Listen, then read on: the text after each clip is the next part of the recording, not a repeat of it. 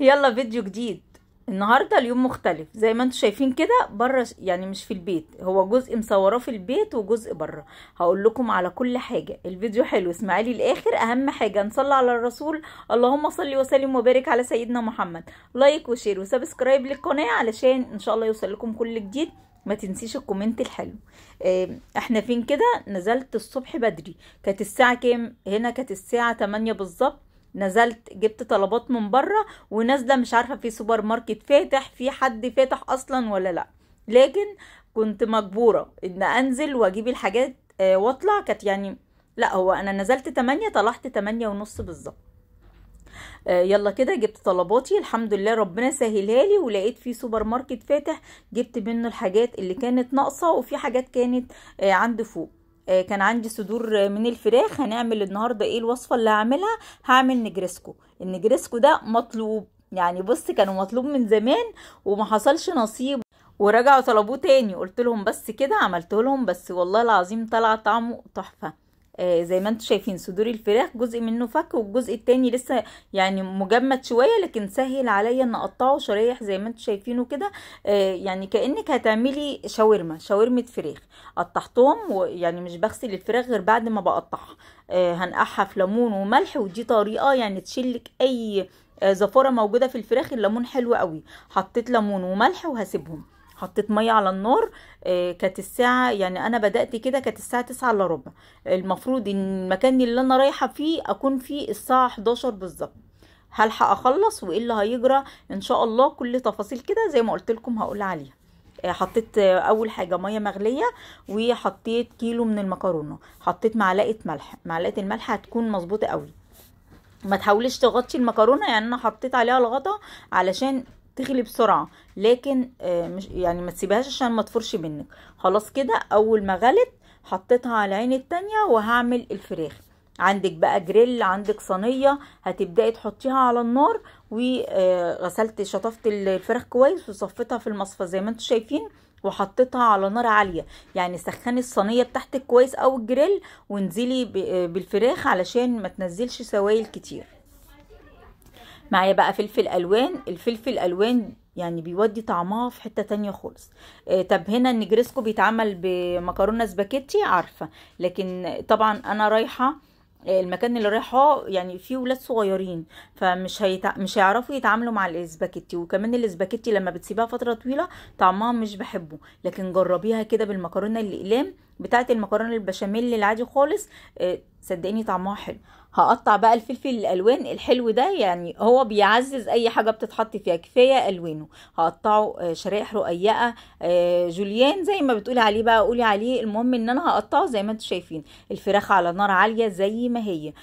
قلبتها، شايفين مفيش يعني السوائل البسيطه اللي نزلت منها خلاص شربتها كلها. اول ما تحسي كده ان الفراخ بدأت تاخد لون، بصلية وسط مش كبيرة قوي، فرمتها في الكبة وحطيتها عليها. وكمان معلقة سمنة واحدة مش مليانة، يعني معلقة يعني مش كبيرة قوي من السمنة، مش عاوزين يبقى فيه اقدام كتير. هحطه اول ما يدبل، مش عاوزاه يحمر ولا اي حاجة. هنزل بالتوابل بتاعتي، ملح وفلفل اسمر كمون كزبرة ناشفة وبابريكا. هي دي التوابل اللي حطيتها. ما بحبش احط حاجات زيادة في المكرونة البشاميل، يعني اي طعم يغير طعم البشاميل ما بحبش احطه. شايفين لون الفراخ بقى عامل ازاي؟ انزل بقى بالفلفل الالوان. على فكرة ممكن تقضي يومك بالجريل ده، يا نهار ابيض طعمه تحفة. يعني دي الشاورما اعمليها بالطريقة دي حلوة برضو كمان. شايفين شكلها عامل ازاي؟ بعد كده خلاص خلصناها. مش عاوزة يعني اتكلم في حاجة تانية غير الوصفة، علشان يعني ما تتوهوش مني. هحكي لكم على كل حاجة، خليكم معايا بس الفيديو حلو ان شاء الله. حطيت سمنة. يعني انا بحط على قد الكمية اللي انت عاوزاها. هي معلقة السمنة بتاخد معلقة دقيق، وبيكون مظبوط قوي. طبعا يعني انا حطيت الكمية اللي انا عاوزاها، عارفة ان هو ده هيكون مظبوط قوي للمقدار اللي انا عاوزاه. المهم ان هي تكون كده. يعني انت حسيتي ان الادام شويه زودي، حسيتي ان دي شويه كتري دي. المهم تخليه زي ما شفتيه دلوقتي. معايا 2 كيلو من اللبن هتنزلي بيهم مره واحده. وكيس البشاميل ده خطير، بيودي طعم البشاميل فعلا في حته تانية. في توابل كده بيخلي طعمها حلو. اول ما نزلت باللبن نزلت على طول بالبشاميل عشان ما يكتلش مني، هو عامل زي النشا او زي الدقيق. كمان معايا شايفين البولة دي يعني مج كبير كده من المية بتاعت المكرونة، يعني سليق المكرونة باخد منها مج او بولة زي ما انتوا شفتوا كده، وبحطها كمان عليه. حطيت فلفل اسمر وملح وبقلبه كويس. عاوزة القوام بتاعه مش تقيل قوي، شايفين السمك ده؟ شايفين القوام ده؟ مظبوط قوي، هو ده القوام اللي انا عاوزاه. يعني انتي لما تحطيه كده في المكرونه بيدخل كده جوه المكرونه نفسها، بيتغلغل في المكرونه، ده اللي بيخلي طعمها حلو ويخليها كلها كده بتتشرب كويس. شايفين القوام؟ هو ده مظبوط قوي. انتي في ايديكي حسيتي ان هو تقيل وايدك خانتك في الدقيق، زودي لبن او زودي ميه عادي خالص. انت تقدري تتحكمي في حاجه، مش مقدار معين. صدقيني المطبخ سهل جدا، يعني انت كده مع الاستمرار هتحسي ان الحاجه لا دي مش مظبوطه، انت زوديها. يعني دي لقيته كتير ممكن ازود لبن، حسيتي ان هي خفيفه شويه ممكن ازود لها دقيق. لو انت حسيتي ان البشاميل خفيف زي النشا كده في كوبايه او في بوله، وتحطي ميه وحطي الدقيق وانزلي بيه عادي خالص، مش شرط ان انت تحمريه. يعني في اساسا بشاميل بيتعمل على البارد وبيكون طعمه كمان حلو. حطيت طبقات كده زي ما انتم شايفين. اول حاجه حطيت البشاميل، وبعد كده حطيت المكرونه، ونزلت بالفراخ، ومعايا كمان زيتون نزلت.